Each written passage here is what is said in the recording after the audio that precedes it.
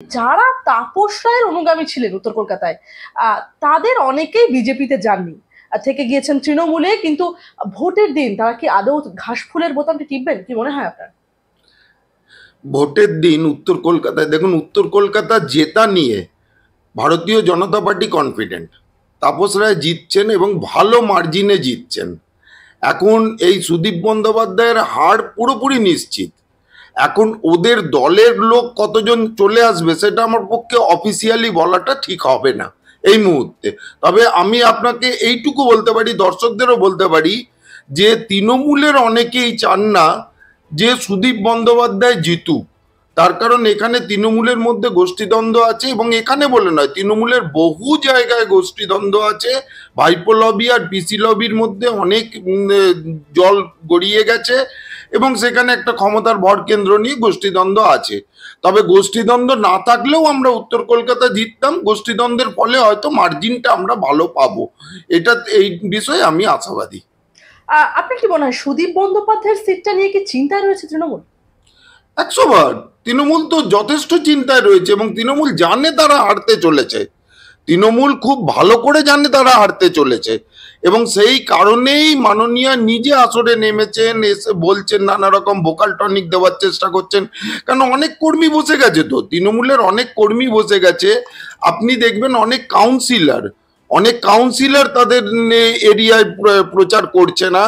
তো তৃণমূলের মধ্যে একটা, আর ভোটের পর তৃণমূলে আরেকটা ভাঙন, উত্তর কলকাতায় একটা বড় ভাঙন হবে। আপনারা দেখতেই পাবেন কত তৃণমূল নেতা আরো আসে আর না আসে, সেটা ভবিষ্যৎই বলবে। কেন মমতা বন্দ্যোপাধ্যায় জানেন যে অন্তর্ঘাত হবে। তার কারণ যে কি হবে না হবে, কোন প্রার্থী জিতবে না জিতবে, ওনাদের মানে কতটা ওনারা জেতানোর জন্য চেষ্টা করবেন না করবেন, সেটা পিসি ভাইপো মিলেই চেষ্টা করে, মানে ছকটা কষে নেয়। এবারে সেই যে অন্তর্ঘাতটা হবে জেনে নিয়ে সুদীপ বন্দ্যোপাধ্যায়কে হারটা নিশ্চিত, কিন্তু উনি দেখাতে চাইছেন তোমাকে হারানোর জন্য আমি জড়িত নই। মমতা বন্দ্যোপাধ্যায় দেখাতে চাইছেন সুদীপ বন্দ্যোপাধ্যায়কে হারানোর জন্য উনি জড়িত নন। কেন, মমতা বন্দ্যোপাধ্যায় জানেন সুদীপ বন্দ্যোপাধ্যায় হারবেন। তো এটা সেই কারণেই মমতা বন্দ্যোপাধ্যায় সুদীপ বন্দ্যোপাধ্যায়কে এখন আশ্বস্ত করছেন, আর ভোটের পরে একটু সান্ত্বনা দেবেন। আর কি করা যায়, বাবা বাচ্চা বলে একটু সান্ত্বনা দেবেন হারার পরে। উত্তর কলকাতার মানুষ আপনার জামানত জব্দ করবে নাম না করে তাপস রায়কে, তো মমতা বন্দ্যোপাধ্যায় কি বলবে? সেটা উল্টোটা বলেছেন উনি। উনি ভালো করে জানেন যে কার জামানত জব্দ হবে, তো সেটাই ঘুরিয়ে বলে দিয়েছেন আর কি, উল্টোটা বলে দিয়েছেন। আসলে ডাইরেক্ট সত্যি কথা বলতে তো মিথ্যাশ্রী ভয় পান, তার জন্য একটু ঘুরিয়ে বলে দেন অনেক সময়। মুখ্যমন্ত্রী একটি সভায় বলছেন কুকুর কামড়ালে যেরকম জলাতঙ্ক রোগ হয়, সেরকম বিজেপির সেই রকমই হারাতঙ্ক রোগ হয়েছে। তাই এসব আবোল তাবোল কথা বলছে মমতা বন্দ্যোপাধ্যায়ের আরো সংযোজন। প্রধানমন্ত্রী বলেছেন তিনি নাকি তার বাবা মার জৈবিক সন্তান নন, তিনি নাকি ঈশ্বরের দূত। তাহলে প্রধানমন্ত্রীকে মমতা বন্দ্যোপাধ্যায় পরামর্শ দিচ্ছেন, তাহলে কোট আনকোট বলছি, তাহলে মন্দিরে গিয়ে থাকো, রাজনীতি করছো কেন? রাজনীতি করতে এসে নিজেকে ঈশ্বরের দূত বলছেন, হায় ভগবান, কি বলবেন? আমি আপনার প্রথম প্রশ্নটাই বলছি, এই যে জলাতঙ্ক রোগ কুকুর কামড়ালে, তাহলে উনি কি নিজে মানে তৃণমূল দলকে কুকুর বলতে চাইছেন? মানে তৃণমূল এই যে এত বিজেপিকে মারছে, বিজেপির এত লোক খুন করছে, সেটার জন্য আমাদের কি একটা আতঙ্ক হয়েছে, এটা বলতে চাইছেন? বিজেপির যে আতঙ্কটা হয়েছে তৃণমূল কামড়েছে বলে, তার মানে তৃণমূলকে এবং তৃণমূল দলের নেতা নেত্রী ইনক্লুডিং মমতা ব্যানার্জি নিজেকে কি ভাবছেন, নিজেকে কোন শ্রেণীতে নিয়ে এসছেন যে ওনারা যে কামড়াচ্ছেন তাতে জলাতঙ্কের মতো রোগ হবে? আমি এটা জানতে চাই। মমতা ব্যানার্জির কাছে আমার এটা অনুরোধ, উনি যাতে এটা আগে ক্লিয়ার করেন যে উনি তৃণমূল দলকে কুকুরের মতো মনে করেন কিনা, সারমেয় মনে করেন কিনা। কারণ এর আগে উনি চতুষ্পদ প্রাণী সংখ্যালঘুদের গরু বলেছিলেন, এখন উনি মনে করতেই পারে যে তোলামূল দলের সবাই চতুষ্পদ প্রাণী। তো সেটা মমতা বন্দ্যোপাধ্যায় ক্লিয়ার করুক। আর দ্বিতীয় কোশ্চেনটাই, আপনার দ্বিতীয় পার্টটাই আমি আসছি, যেটা জৈবিক সন্তান নয়, এটা হচ্ছে কি এই ভাষাটা রাজনীতির শিষ্টাচারের মধ্যে পড়ে না। প্রথম কথা, এটা তাদের বাড়িতেই পড়ে, সেসব মানে খালপাড়ে কিছু বস্তির লোকেদের বাড়ি পড়ে, যাদের জন্য দীপক ঘোষ গরম রসগোল্লা জাতীয় বই লিখতে বাধ্য হন। তো তারা এইসবগুলো বলতে পারবেন। আর মন্দিরে কে থাকবেন, কোন দেবতা থাকবেন, কোন দেবী না থাকবেন, সেটা রেড রোডে যারা নামাজ পড়তে যায় সেই নামাজি মহিলার কাছ থেকে আমরা জানতে চাই না। আমরা কোনো নামাজি মহিলা, হিন্দু সাধু সন্ন্যাসীদের অপমান করা মহিলা, ভারত সেবাশ্রম সংঘ, রামকৃষ্ণ মিশনকে অপমান করা মহিলা, হিন্দু বিদ্বেষী কোনো মহিলার কাছ থেকে আমরা জানতে চাই না যে আমাদের মন্দিরে কি রাখবো না রাখবো। আমরা এটা একজন যদি সত্যিকারের খাঁটি হিন্দু হতো, যার রক্ত সত্যিকারের খাঁটি হিন্দুদের, তার কাছ থেকে জানতে চাইতাম। মমতা বন্দ্যোপাধ্যায় একরকম বলেই দিচ্ছেন যে প্রধানমন্ত্রী নরেন্দ্র মোদী যদি মন্দিরে গিয়ে থাকলে সেখানে তিনি কি কি ব্যবস্থা করে দেবেন, তার একরকম বলা চলে তার ফিরিস্তি নিয়ে এদিন তিনি জনসভা থেকে মমতা বন্দ্যোপাধ্যায় বলছেন যে মন্দিরে তোমাকে, প্রধানমন্ত্রীকে উদ্দেশ্য করে অবশ্যই আমি কোট আনকোট বলছি, মমতা বন্দ্যোপাধ্যায় বলছেন মন্দিরে তোমাকে প্রদীপ জেলে দেবো, তুলসী পাতা দেবো, তোমার ধোকলা রান্না করে দেবো, খিচুড়ি রান্না করে দেবো, পুরোহিত এনে দেবো। এরপরে মুখ্যমন্ত্রীর কটাক্ষ, ঈশ্বরের দূত বলে কয়ে হয় না, রামকৃষ্ণ বিবেকানন্দরা কোনোদিন নিজেরা নিজেদের ঈশ্বর বলেননি, ঈশ্বর তৈরি হন তার কাজের মধ্যে দিয়ে। কি বলবেন? আসলে মমতা বন্দ্যোপাধ্যায়ের ইচ্ছে হয়েছে মোদিজিকে পুজো করার, কারণ উনি, ওনার কাছেও মোদিজি হচ্ছেন পূজনীয়। তো সেই পুজোটা তো উনি সমক্ষে করতে পারছেন না, বলতে পারছেন না, সেই জন্য এটা উনি ঘুরিয়ে বলেছেন রাজনৈতিকভাবে। উনি হয়তো রান্না করে খাওয়াতে চাইছেন মোদিজিকে, সেটা খাওয়াতেই পারেন, সে খাওয়াক না, মোদিজিকে উনি রান্না করে খাওয়াক, কিন্তু তার বদলে ওনার ভাইপোকে ছেড়ে দেওয়া হবে না। আর ব্যানার্জি বাড়ির যে অপরাধী যারা, তারা কিন্তু তাদেরকে ছেড়ে দেওয়া হবে না, এটা যাতে মাননীয় মমতা বন্দ্যোপাধ্যায় জেনে নেন।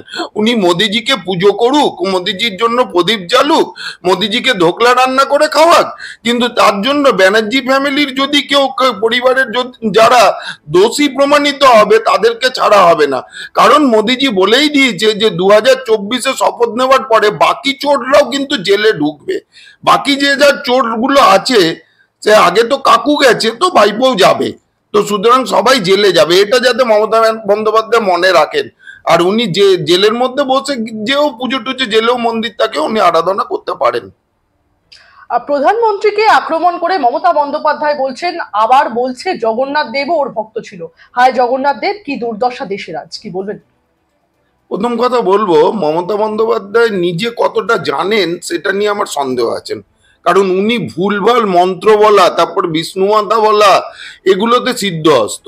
দ্বিতীয় কথা, উনি পুরীর জগন্নাথ মন্দিরকে অপমান করেছেন। উনি বলেছেন পুরী যেতে হবে না, আমি দীঘায় সমান উচ্চতার মন্দির বানিয়ে দিচ্ছি, সেখানে গেলেই হবে। কিন্তু উনি জানেন না যে একটা হিন্দু ধামের কি মাহাত্ম্য।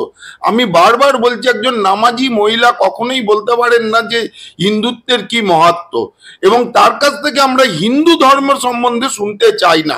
যারা সাধু সন্তদের অপমান করে, যারা নামাজি, তাদের কাছ থেকে আমরা হিন্দুত্বের নিয়ে শব্দ শুনতে চাই না। রামকৃষ্ণদেব বলে গিয়েছিলেন টাকা মাটি, মাটি টাকা। এবার তার সেই বাণীকেই বিকৃত করার অভিযোগ উঠল স্বয়ং রাজ্যের মুখ্যমন্ত্রী মমতা বন্দ্যোপাধ্যায়ের বিরুদ্ধে। এই নিয়ে ইতিমধ্যে সোশ্যাল মিডিয়ায় একটি পোস্ট করেছেন রাজ্যের বিরোধী দলনেতা তথা নন্দীগ্রামের বিজেপি বিধায়ক শুভেন্দু অধিকারী। আর সেখানে দেখা যাচ্ছে রিপাবলিক বাংলার একটি ক্লিপ পোস্ট করেছেন তিনি, যাতে মমতা বন্দ্যোপাধ্যায়কে বলতে শোনা যাচ্ছে, রামকৃষ্ণ পরমহংসদেবের কাছ থেকে আমরা শিখেছিলাম যত মাটি, যত মাটি তত টাকা। কি বলবেন? আসলে এটাই ওনার মন্ত্র, ওনার মন্ত্র হয়ে গেছে যত মাটি তত টাকা। সেই জন্য শাহজাহানকে দিয়ে, কোথাও জাহাঙ্গীরকে দিয়ে, কোথাও সেলিম লস্করকে দিয়ে উনি মাটিগুলোকে দখল করছেন। আপনি জানেন যে শুধু শাহজাহান বাহিনী নয়, জাহাঙ্গীরও আছে ফলতায়, আর সে সিমিলারলি আপনার সেলিম লস্করও আছে মগরাহাটে। তো এরা সবাই দখল করে সব সম্পত্তি দখল করছেন। যেমন অনুব্রত মণ্ডল করেছিলেন, পার্থ চ্যাটার্জিরও প্রচুর জমি জমা বেরিয়েছে, যেগুলো ইডি সিবিআই সিজ করেছে। সুতরাং এরা সমস্ত জমিটাকে হড়প করতে চান, এবং প্রত্যেকটা জায়গায় একজনকে করে জমিদার বানিয়ে দিয়েছেন। তৃণমূল প্রত্যেকটা জায়গায় একজনকে জমিদার তো দিয়ে দিয়েছে, ঠিকাদারি দিয়ে দিয়েছে, তার তোমরা যত খুশি জমি নাও, ওই খালি তোলা সেনের ফর্মুলাটা মানবে, ভাই তোমরা 25%-এর বেশি নিজের কাছে রেখো না, 75 ভাগ ঠিক পাঠিয়ে দাও কালীঘাটে। এটাই খালি হচ্ছে তৃণমূলের মূল মন্ত্র, এবং এটাই মমতা বন্দ্যোপাধ্যায় রাত দিন আওড়ান, যে যত মাটি তত দখল করো, কেড়ে নাও, সাধারণ লোকের কাছ থেকে কেড়ে নাও, তো তফসিলি জাতি তাদের কাছ থেকে কেড়ে নাও, তাদের আসল আদিবাসীদের কাছ থেকে জমি কেড়ে নাও, কেড়ে নিয়ে তৃণমূলের ওটা দখলে করে নাও। এবং সেটাই হয়ে আসছে, বাংলায় এটা ধরা পড়ে গেছে। সেই জন্যই উনি রামকৃষ্ণদেবকে বিকৃত করেছেন, আর রামকৃষ্ণ মিশনের ওপর আক্রমণ তো উনি করেইছেন। তমলুকের তৃণমূল প্রার্থী দেবাংশু ভট্টাচার্যকে কেন্দ্র করে তৃণমূল নেত্রী রাজন্যার মন্তব্য, রাম মহাদেব আল্লাহ যিশুর অংশ নাকি দেবাংশু, কি বলবেন? শুভবুদ্ধি হৃদয় হোক, রাজন্যার একটু বুদ্ধি হোক, বাচ্চা মেয়ে তো অনেক কিছু ভুলে বলে ফেলেন। আর সেদিন আমি বুঝতে পারছি না, ভিডিও ক্লিপটাও দেখলাম, হাতটাকে খুব এরকম এরকম করে কি একটা ধরে বলছিলেন মনে হলো, জানি না অদৃশ্য কিছুকে অনুমান করে উনি ধরে কি বলতে চাইছিলেন।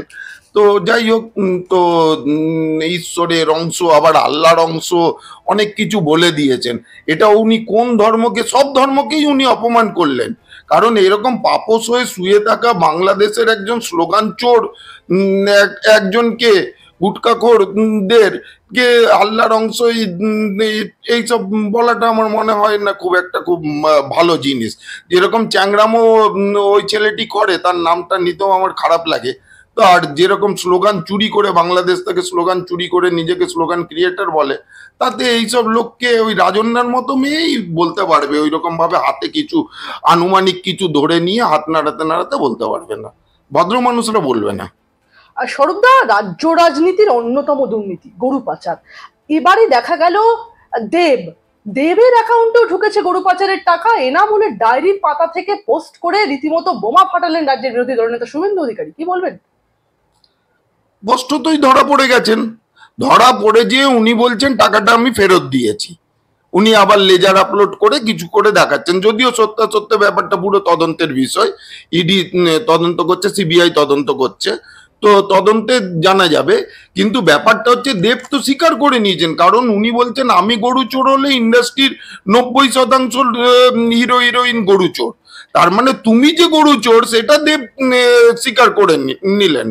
সেটা এই যে দীপক অধিকারী দেব যে গরু চুরির টাকায় সিনেমা বানায়, সেটা একদম স্পষ্ট হয়ে গেল। এবং সেই স্পষ্ট হয়ে যাওয়ার জন্যই ওনার মমতা বন্দ্যোপাধ্যায়ের কাছে কদর। কারণ তৃণমূলে তাদেরই কদর যারা সব চুরি ডাকাতি করে, যারা চুরির পয়সায় কারবার করে, যারা জমি টমি হড়প করে, যারা অত্যাচার করে মহিলাদের ওপর, যারা কিছু বোমা টোমা বানায়, যে সারাদিন বোমা বানায়, শৌকত মোল্লার মতো লোককে উনি এমএলএ করে দেন। তো এইটা হচ্ছে মমতা বন্দ্যোপাধ্যায়ের স্বভাব। তো আর নিশ্চয়ই দেব যে টাকাটা পেয়েছে, আমি আশা করব দেবও তোলা সেনের ফর্মুলা অনুযায়ী 75 ভাগ কালীঘাটে পাঠিয়েছে। যে দেব যে গরু চুরির যে টাকাটা নিয়ে সিনেমা বানিয়েছেন, এটা তো মানে একদম হোয়াইট পেপারে এই টাকাটা নিয়েছেন, আবার ব্ল্যাকে নিশ্চয়ই কিছু টাকা নিয়ে পাঠাতে পারেন।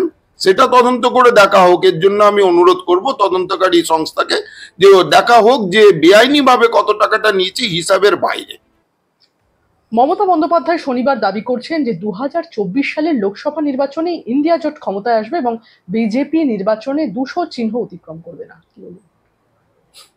উনি অনেক কিছুই বলেন, 42-এ 42 বলেছিলেন, গতবারেও বলেছিলেন। আপনি খেয়াল করে দেখুন 2019-এ উনি কি বলেছিলেন। তারপরে কোনো সময় বললেন কোমরে দড়ি, মোদিজিকে উনি কোমরে দড়ি নিয়ে পরিয়ে ঘোরাবেন। এখন বলছেন অবশ্য পুজো করবেন, কারণ পো ধরা পড়ছে তো, মানে ভাইপো আর কি, পো মানে ভাইপোর কথা বলছি, ধরা পড়ছে তো, সেই জন্য এইসব এখন উনি আবল তাবল বকছেন। ওনার আসলে আমার মনে হয় ওনার একটু বিশ্রাম, মানসিক বিশ্রামের দরকার। কেন প্রচুর ভুলভাল কথা বলছেন উনি, প্রায়শই ভুলভাল কথা বলছেন। তারপর 2 অক্ষর 4 অক্ষরের কথাও বেরিয়ে যাচ্ছে, যেগুলো আমরা নিতে চাই না, নিলে আপনাকেও হয়তো বিপ দিয়ে চালাতে হবে, আপনারা বক্তব্যটা চালাতে পারেন না। তো যাই হোক, এইগুলোর জন্যই উনি এসব কথা বলছেন, এগুলো বিকৃতি। একটা ভালো সাইকিয়াট্রিস্ট দেখানো দরকার। শরৎদা, আমার শেষ প্রশ্ন আপনাকে, আর এক দফা ভোট বাকি আছে, এখনো অবধি বিজেপি কটা আসন পেল বাংলায়, আর শেষ দফার পর কটা পাবে টোটাল, যেখানে তৃণমূল বলছে 5টা আসন আপনারা পাবেন না, কি বলবেন? দেখুন, যে 25টাতে হয়েছিল প্রথম 4 দফা, এটা তো 5ম দফা। সেই 25টার মধ্যে আমরা 16টা আসন ইতিমধ্যে পেয়েছি, আমাদের কাছে যা রিপোর্ট। বাকি 2 থেকে 3টে আসনে হাড্ডাহাড্ডি লড়াই, তার মধ্যেও আরো 1-2টো আসন আমরা পেতে পারি। আর আজকের যেগুলোতে হচ্ছে তার মধ্যে আমাদের 7টা আসন একদম 100% শিওর, এবারে আপনি ধরে নিন মোটামুটি এই আজকের ভোটের পরেই আমরা 25 সংখ্যাতে পৌঁছে যাব। তার মানে বিজেপি এবারে 30 সংখ্যাটা পূর্ণ করছে, 30 সংখ্যাটা টাচ করছে। আমরা 25 থেকে 30 যে কোনো জায়গাতে বিজেপির অবস্থান হবে, আপনি 4 তারিখে মিলিয়ে নেবেন সেটা। একদম অন ক্যামেরা বলছেন? হ্যাঁ, অন ক্যামেরাই বলছি, বিজেপি 25 থেকে 30 পাবে, আর তৃণমূল গোটা 15 ম্যাক্সিমাম।